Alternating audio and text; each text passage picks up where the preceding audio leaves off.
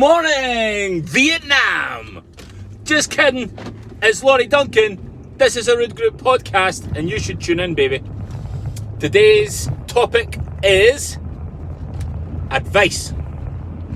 And the question is, who are you taking your advice from?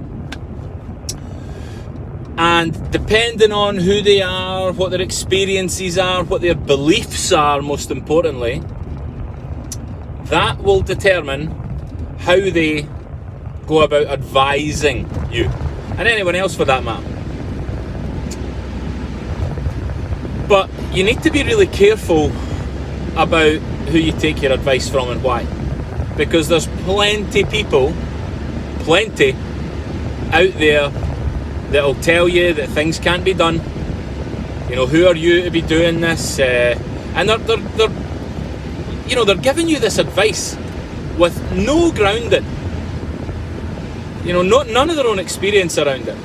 Even the likes of your mum and dad, your family, your friends, you know, they will give you advice based on their own beliefs, based on their own limitations of thought. And it's understandable, right? It's understandable, man. They are just looking out for you. We meet so many people, we speak to so many different people looking to get started in property and all that, and you know, they come into the office quite often. People want to come in for a sit down, and we have a blether with them, and you know, they're all pumped up, they're ready to go, and they're ready to make this move in their life that's going to push them forward. And there and then, you know, they would make a commitment to going ahead with it, but then they head home. Or they get back in the car, they start speaking to their family, friends, and you know, unfortunately, these other people's limiting beliefs stop these potential clients making moves in life and pushing themselves forward onto something new. Get away from whatever it is you want to get away from, you know. And it happens so often. And this comes back to the mind again, right? It's all about, you know, do you have a strong enough mind to effectively go against the views of your family, your friends? Christ, it might be your views you're going against, you know? Because I remember before I got started, the first event I went to go and learn about property investment, I heard about all this stuff about, you know, buying property with none of your own money and all this kind of stuff. And I just thought it was bullshit. I thought it was a scam. I thought it was a pyramid scheme. You know, I was slating it because I didn't believe. I had already convinced myself, I had given my own advice that this stuff was bullshit, man. But I was too curious not to go and kind of have a listen. And to be fair, you know, by the end of that event, I was like, wow, maybe there is something in this. And that's when I started making serious moves. But my mum and dad, my wife Emma, most of my friends are supportive, actually, because they get that. I think they believe in me, you know, and my abilities and stuff like that. So that's been really good because, you know, they've always supported me. I've never really had any friends that challenge what I'm doing. You know, they just, I guess, they admire it. But certainly, you know, other members of my family and maybe wider circle, you know, it's always slow down, man, slow down. They just want to keep me safe.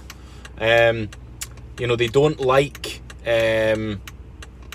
problems, obstacles. Not like I do, but you know, I kind of do though. You know, I'm really weird that way because I like a problem, I like a challenge, I like to grow, and I know that I'm growing if I have these problems and I overcome them. You know, life's not all sunshine and rainbows, man. And you know, there's going to be these times where it's challenging. There's going to be times where shit doesn't work out. And that's okay. Like, I'm okay with that, and I appreciate that. That's why, you know, a lot of people are telling me to slow down, don't do that. Have you really thought this through? What about this? What about that? You know, what about other things can go wrong? What is the worst case scenario? All that shit. I get that. You know, they're just trying to keep me safe ultimately. But you've also got to think, what about all the things that can go right? And it doesn't have to be the case that everything goes right or everything goes wrong or worst case scenario or best case scenario. You might end up somewhere in the middle. But are you somewhere in the middle doing something that you love? Waking up every single day with a smile on your face thinking, fuck me, baby, I love my life. Because that's what it's all about, right? It doesn't have to be about all the money and the flash cars and the big house and the holiday homes and all that. It can just be about living a life that you are very, very happy with, all right? So, anyway, that's me at the office. Hope you found that useful. Tune in, subscribe. If you're not subscribed, why not, baby? You should subscribe because hopefully this stuff can be beneficial to you in your life and all of that. But anyway, thank you for listening, and I cannot wait to catch up with you again soon. Cheers.